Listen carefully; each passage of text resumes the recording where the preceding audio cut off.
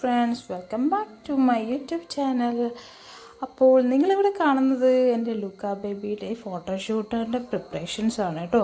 അപ്പോൾ ഒരു 45 ഡേയ്സൊക്കെ ആയപ്പോഴാണ് ഞങ്ങൾ ഇതിനെ ഇങ്ങനെയൊരു ഫോട്ടോഷൂട്ട് ചെയ്താലോ, നമുക്ക് ഏതായാലും അവനെ വലുതാകുമ്പോഴേക്കും ഇങ്ങനെയൊക്കെ കാണാമല്ലോ എന്ന ആ ഒരു തോട്ടിലാണ് ഇതിങ്ങനെ ചെയ്തത് നമ്മൾ. അപ്പോൾ ഇങ്ങനെ അത് ആലോചിച്ചിരിക്കുമ്പോഴായിരുന്നു നമ്മൾ ഇൻസ്റ്റാ പേജിൽ ഇങ്ങനെയൊരു ഓഫർ, മൺസൂൺ ഓഫർ എന്ന് വെച്ചാൽ ഞങ്ങൾ കണ്ടു.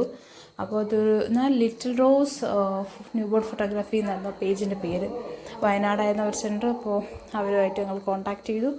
അപ്പോൾ അവർ കണ്ണൂർ സൈഡിൽ എത്രയോ പാക്കേജ് ചെയ്യാൻ വരുമ്പോൾ ഞങ്ങൾക്കൊരു ഡേറ്റ് വന്നു. അപ്പോൾ അതിനനുസരിച്ച് ജസ്റ്റ് 46th ഡേയോ മറ്റോ ആയിരുന്നു തോന്നുന്നു ഇത് ചെയ്തേക്കുന്നത്. അപ്പോൾ ഞാൻ അത്ര കംഫർട്ടബിൾ ആയിരുന്നില്ലെങ്കിൽ കൂടി ഇവൻ്റെ ഫോട്ടോസ് കിട്ടുമല്ലോ എന്നുള്ളൊരു എക്സൈറ്റ്മെൻറ്റ് പുറത്താണ് ഞങ്ങളിത് ഇങ്ങനെ ചെയ്തത്. അപ്പോൾ നമ്മൾ 2 തീംസ് ചൂസ് ചെയ്തിട്ടുണ്ടായിരുന്നു. അപ്പോൾ അതൊക്കെ എടുത്ത് അതിൻ്റെ പ്രോപ്പർട്ടീസൊക്കെ എടുത്തിട്ടായിരുന്നു അവർ വന്നത്. 2-3 ആൾക്കാരുണ്ടായിരുന്നു. അങ്ങനെ അവർ അതിന് മാച്ചായിട്ടുള്ള 2 ടവൽസ് ചൂസ് ചെയ്തു. ഒന്ന് ബ്ലൂ ആൻഡ് യെല്ലോ കളറിൽ വളരെ നീറ്റായിട്ട് വളരെ കംഫർട്ടബിളായിട്ട് അവർ നമ്മുടെ ലുക്കയെ റാപ്പ് ചെയ്തു. ഭയങ്കര സാറ്റിസ്ഫൈഡ് ആയിരുന്നു ലുക്കയ്ക്കായാലും ഞങ്ങൾക്കായാലും പിന്നെ വന്ന അവർക്കായാലും. കാരണം അവൻ അത്രയും നല്ല ചൂടിലങ്ങനെ ചുരുണ്ട് കൂടി അവർ റാപ്പ് ചെയ്യുന്നതനുസരിച്ചിരുന്നു. ഒരു തരത്തിലുള്ള കർച്ചകളോ കാര്യങ്ങളൊന്നും ഉണ്ടായിട്ടുണ്ടായിരുന്നില്ല.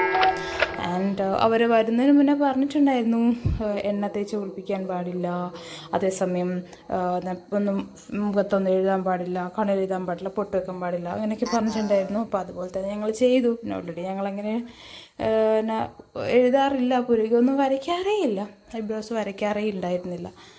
അപ്പോൾ പിന്നെ കുറച്ചും കൂടി എളുപ്പമായിരുന്നു.